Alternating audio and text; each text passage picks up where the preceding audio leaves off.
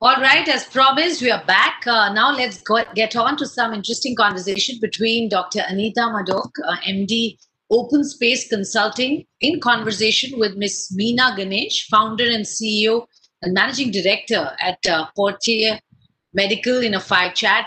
Let me quickly give you a brief introduction for the two ladies.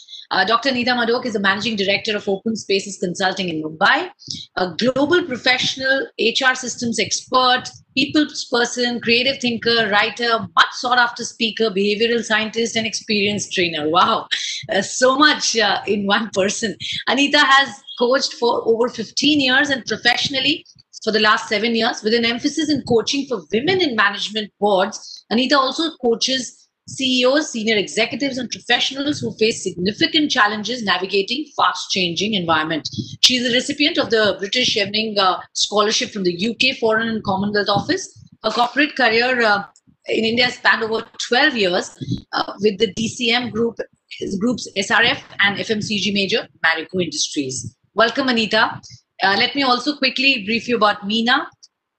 She's one of India's foremost business leaders and most successful entrepreneurs with over 3 decades of experience in industries including healthcare, consulting, technology, outsourcing, education, and e-commerce. Now, as at the helm of Portia Medical, India's largest outside of hospital consumer healthcare brand, she co-founded in July 2013. The company has over 4,000 odd employees, brings healthcare solutions to patients' doorsteps across 21 cities. And under Meena's able leadership, Portia has also been proactively helping the government, RWAs, and individuals in the fight against coronavirus through their home isolation offering called Portia COVID Armor.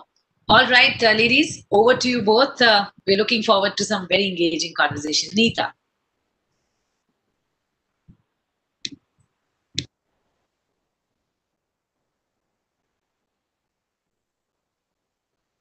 Neeta, you're on mute. Sorry, you'll have to start again. Thanks. Thank you, Swati, and very, very warm welcome. Thank you, Meena. Thank you.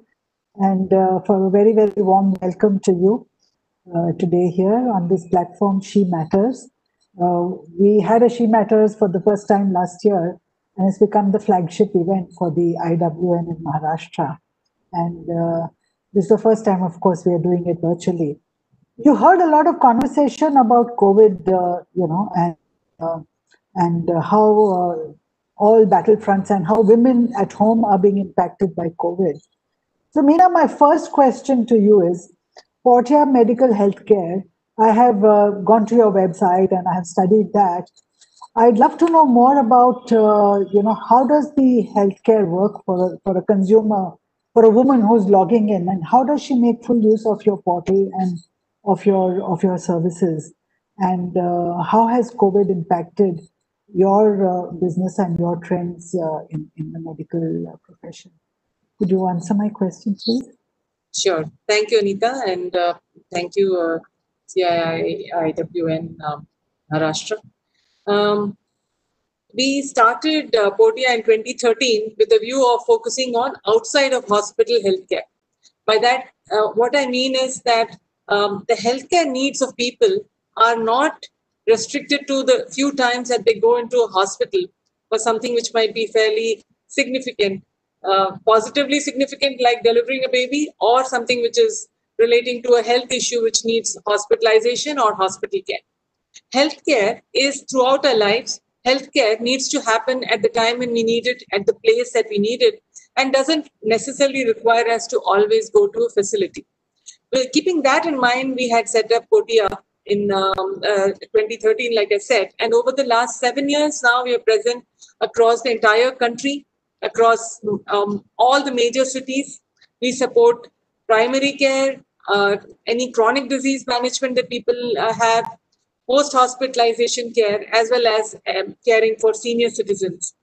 And the kind of offerings that we have range from providing supportive care to senior citizens to as complex as setting up a complete end-to-end ICU at home and providing critical care at home, cancer care, palliative care, all of that. So complete range of services that we offer.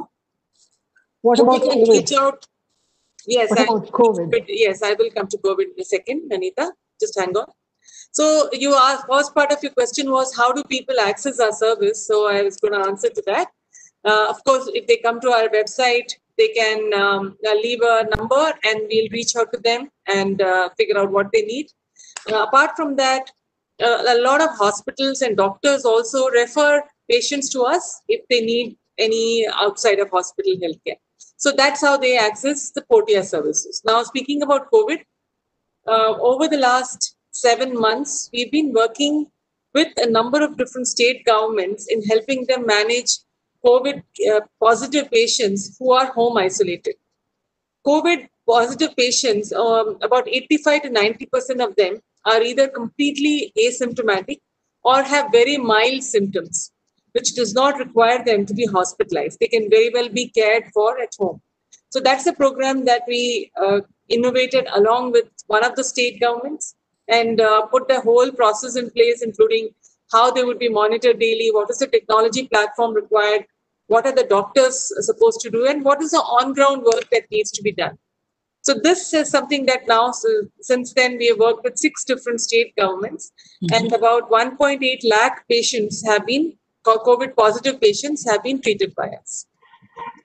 Okay. The same solution is also available, if not for, that's through the government, but insurance companies, corporates, individuals also have been accessing the same solution. Okay. So just a random question. Suppose someone in my family gets COVID.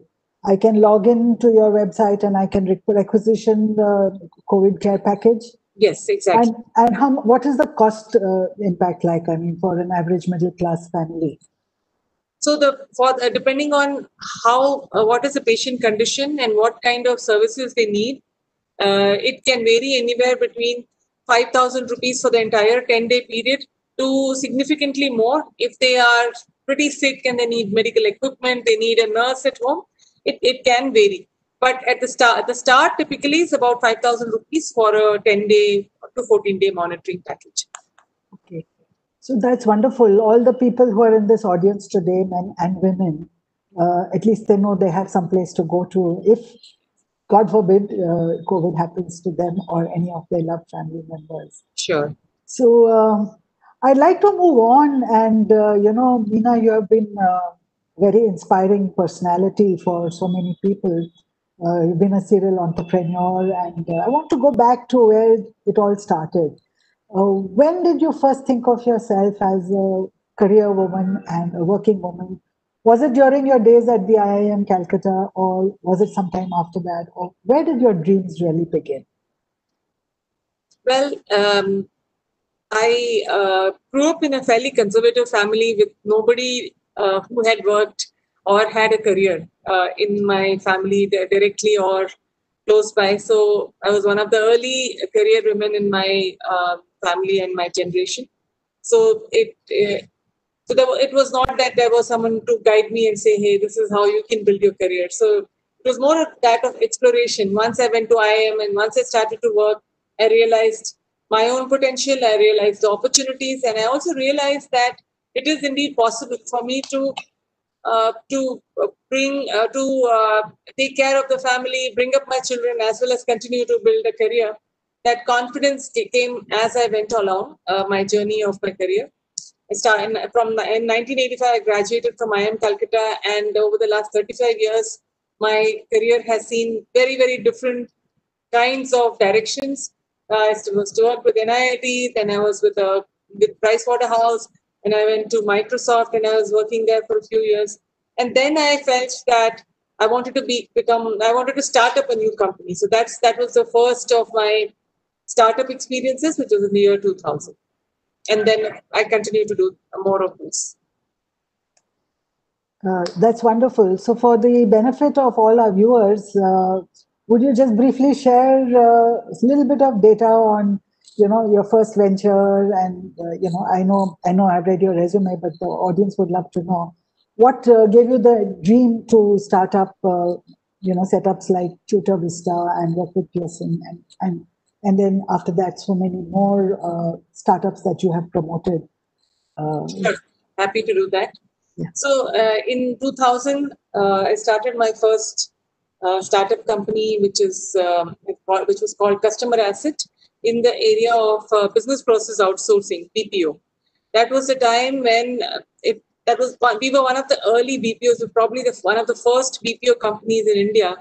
So it was path-breaking. It was interesting to know that such an opportunity existed and to build something.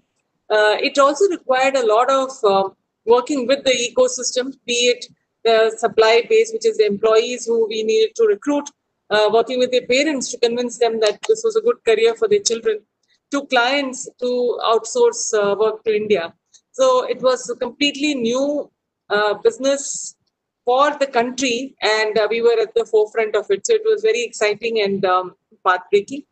After I sold Customer Asset, I then worked with a company called Tesco, which is UK's largest retailer, and helped them set up their back office and technology center in India. After that, my husband and I, we together started Tutor Vista, which was into online tutoring for the global market from India. So that was for the international market. But when we looked at the Indian market, we felt that online tutoring was too early. This was in the year 2008, and so we took a completely different route for the Indian markets of setting up, of creating technology-based digital classrooms for schools and helping them improve their teaching capability and their outcomes. With that company, we sold to Pearson in the year 2011, and then at which point we felt that we wanted to do.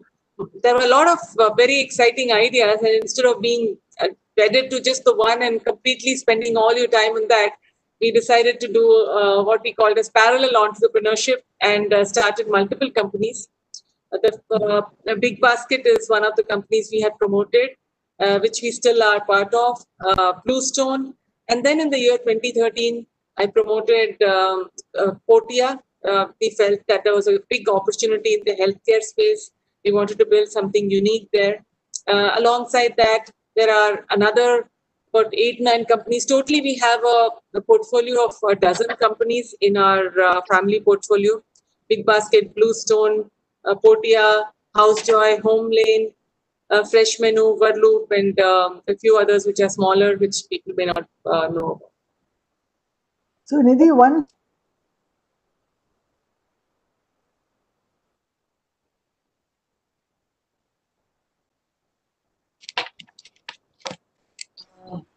I think there's a problem on connection. We Okay. try to get back. for them to be big. Hello, Yeah. can you hear me? Yes, now I can hear you. Please go ahead. So, most of your business ideas were all ideas ahead of their time. As in, you were positioned well in place with Portia when COVID struck, and now that's become a very big opportunity for you to contribute to the nation. Similarly, with Tutor Vista, you were positioned well before online tutoring, and today now all classes, every class is being held online. Similarly, with Big Basket, Yes. You were positioned always well before times, before the idea became big. So, what is it that you look for in an idea? How do you know this is the one? And how do you know this is where I'm going to promote and this is where I'm going to put in my energy and I'm going to nurture this particular business idea? What is it that you look for? So, look for problems which are real life problems which we have encountered. We know they have a real resonance with a lot of people like us. So, for instance, when I started Portia, I knew that care in a hospital may be good, but beyond the hospital, it's really, really challenging. When we started Big Basket, we knew that going in and buying grocery from a a supermarket is a painful process. If there's a better way to do it, we all would. Who wants to go there and stand in line, check out, try to park or get an auto, whatever. So these are real life problems that all of us face. So that is one thing which is important for us. Is it a problem that resonates with with us and with people like us. Second, it should be something which is going to be large enough, which will make a difference in many, many people's lives. Because I want to be spending my time and my energy in solving those problems which have a very large impact. There are lots and lots of people who need that solution. Third, it has to be something which is aligned with my skills and my capability. Or I say the founding team, and three of us are there, all of us come together and start these new companies. Is it aligned to our capabilities? What are our capabilities? We know how to build consumer businesses. We know how to use technology to build these and scale them. We know how to do a business which requires lots of people, very complex, great operations run across the country. So these are our skills. So are these skills that we have aligned with the business problem that we are trying to solve? And at the end of the day, what I'm creating is somebody willing to pay for it. Is it something which is important, but also is something valuable? So if nobody sees a value in it, then the problem may be there, the solution may be there, but people are not willing to pay for it, then there is no point. So these are some of the key criteria that we look at before we decide which opportunity should we be putting our time and effort behind. So there is some capability of looking into the future and seeing that, particular idea that's going to click. And yes, that's what makes a good and a great entrepreneur. So I'd like to ask you, our audience consists primarily of women today. As a woman, we all face challenges. We all face challenges when we get married, and all face challenges when we go to work. We face challenges when we have children, with our spouses, with relocation.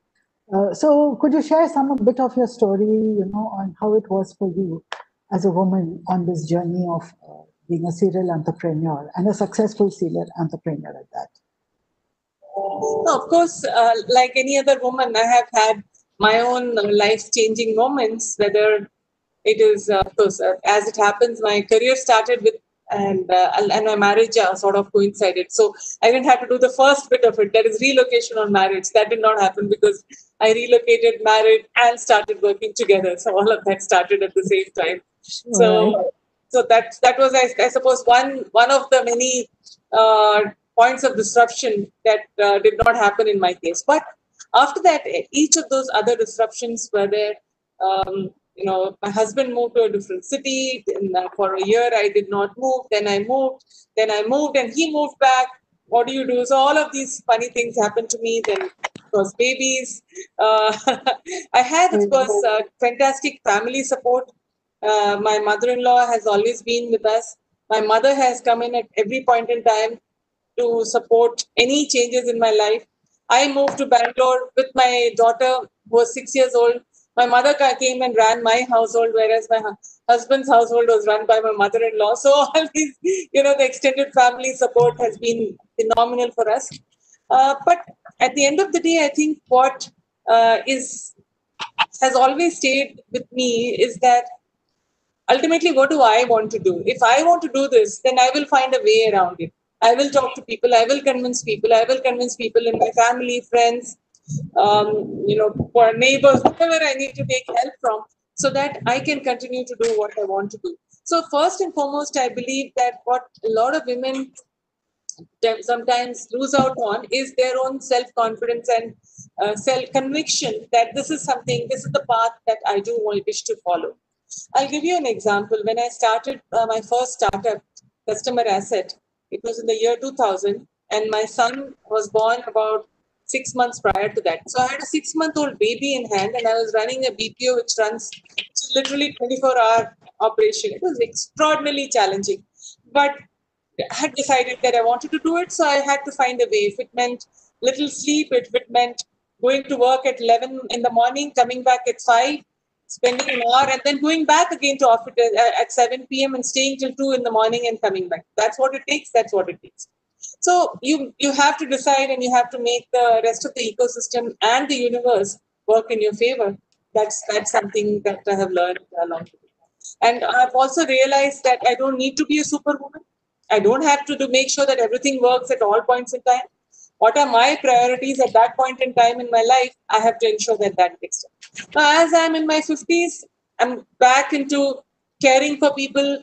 My parents, when I lost both of them, they're my mother-in-law's with us. Like I said, she's old, she's frail, she needs caring. So as a woman, our life never stops becoming excited. Never is lacking excitement. Either you're looking after your children or you're looking after the elders of the family. There is always something beyond your career. It's just how you decide to make the best of all the opportunities. So, Meena, I have two more questions for you. But before I ask those questions, I'd like to ask all our viewers and the audience, if you have any questions from Meena, please type them in the Q&A box. And at the end of our interview, I'm going to read those out. So please start typing them now so that we are ready to answer your questions when they happen. Okay, back to you, Meena. I have two more questions. And one question is, you have two children, a daughter and a son. And they will grow up, and they are already grown up, and they will get married, perhaps, and I hope they will. And if they have children, would you be available to them the way your mother and your mother-in-law were available to you? Because you're a busy lady, you've got a life of your own, you've got a career of your own. And we are the different generation that, my question is, you're a second generation. Your children will be second generation, Yes. working. So would you be available to give them that kind of support? Sure. Or were you very lucky? Well, and you're right about children being grown up. My daughter is married, not yet, no children yet, but I'm sure at some stage she would probably want to. My son is still too young to get to that milestone, though he's grown up. Absolutely, I would like to support my children the way I got supported. But I think times are different. The kind of support systems that are available today were not available then.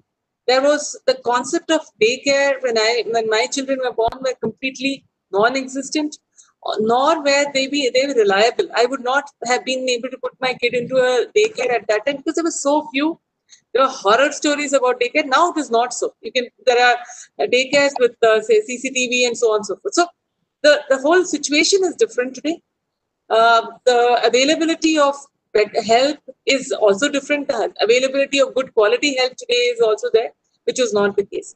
Now that said, you of course support of the family is different completely than the support of than just having help or external support.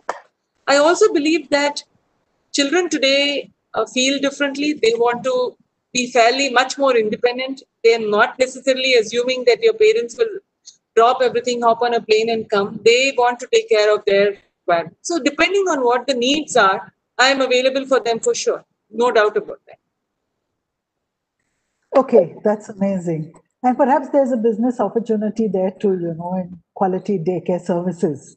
And if we can create a model, for assuring quality on all parameters, I'm sure there's a great business opportunity to set up and a new startup, perhaps. My last question to you is, we are all working women and we all believe we have a dream and, we look for support from our parents, families, and particularly our spouses more than anything else.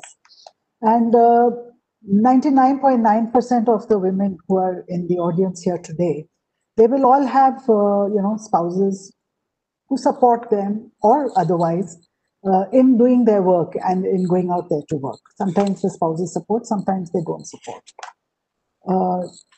Every woman entrepreneur will dream of a spouse who will help her in taking risks and encourage her to drive her business. Usually men go to work and women, if they go to work, the men support or don't support. The difference in your case is that your husband is also your business partner and you have worked together with him. And so not only has he supported you, have you supported him? Both of you have worked together as a unit. Sure. So having said that, my question to you is, what were some of the good parts of this business relationship? Like all marriages, And what were some of the parts that where you had to really make a lot of attempts to adjust and meet those challenges? And a related question is, did you ever have dreams of your own individual identity and your own personal dream, which perhaps got merged here? So my question is to you: how did that work out for you?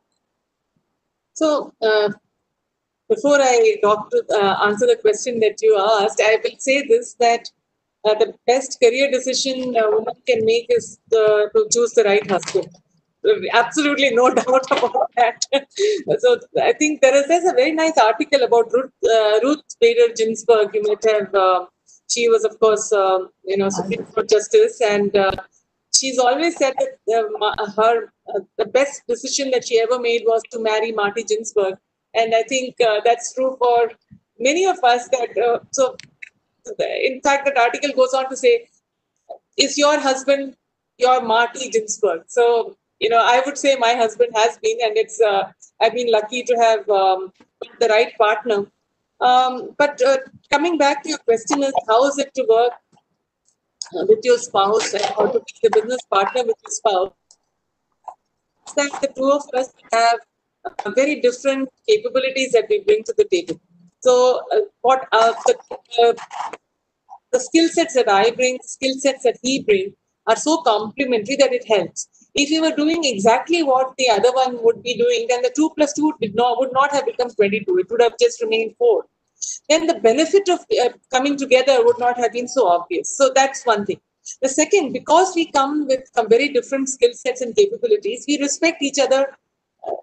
Because we know that this piece I'm not good at, he will do. He knows that I will do this better. We are not going to second guess each other or try to find faults in the other, because I know he knows that best. So that's another big benefit of bringing very complementary skills. Of course, when we first started to work, we had to find that common ground or the right place where both of us are bringing what we are good at to the table and not second guessing. It took us a few years, but now that we have reached a stage that we understand what each brings, it's very helpful. And externally also, so initially some of the investors would have asked the question, how does it feel is it right for a couple to work together? What will be the implications on the business and on the investments that we put in? But I think over a period of time, that question also got answered because of what they saw on the ground. The other part of your question is, did that in some way take away from my ability to have my own individual dream? I don't think so, because both of us have very clear identities in the external world. I have my identity as an entrepreneur. Some companies are very clearly identified with me. I'm also on the board of many very well-known companies such as Axis Bank and Procter & Gamble and Pfizer. So I have my own identity, which is very different from his. He's got his own identity as a maverick in entrepreneur and investor. Each of us have a very, very clear identity. So I don't feel that I might have missed out something in the process. On the contrary, I think the partnership gave me the confidence to become an individual on my own right, I would like. Amazing. That's really amazing. So when your husband is a Marty Ginsburg, there is so much that can happen, and it's magical. It's 2 plus 2 is 22, as you said. And I'm sure there's some good for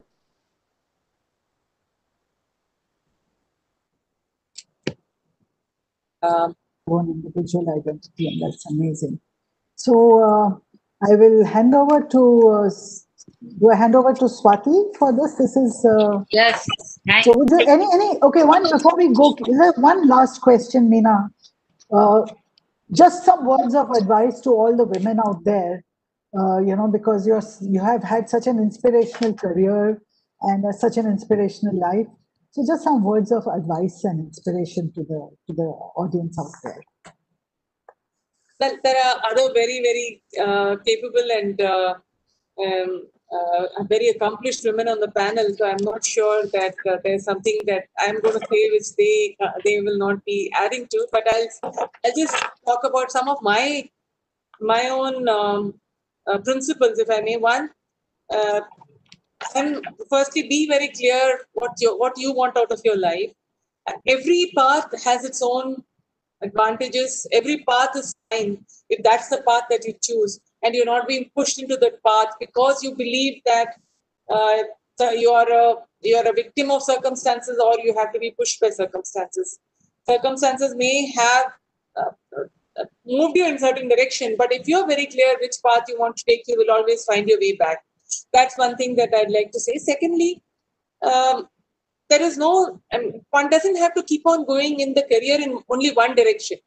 It's not a ladder that you keep on climbing up and down, up. There you can go up, you can take a break, you can take a deviation, you can come through any route.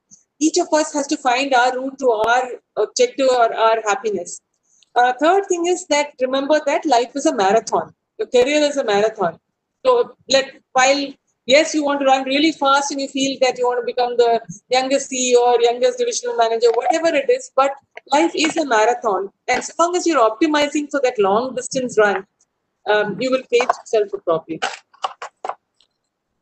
So amazing. That's wonderful. Life is a long distance run and it's not a sprint. So you've got to look at the long term, and it's okay to take a break once in a while, and it's part of life.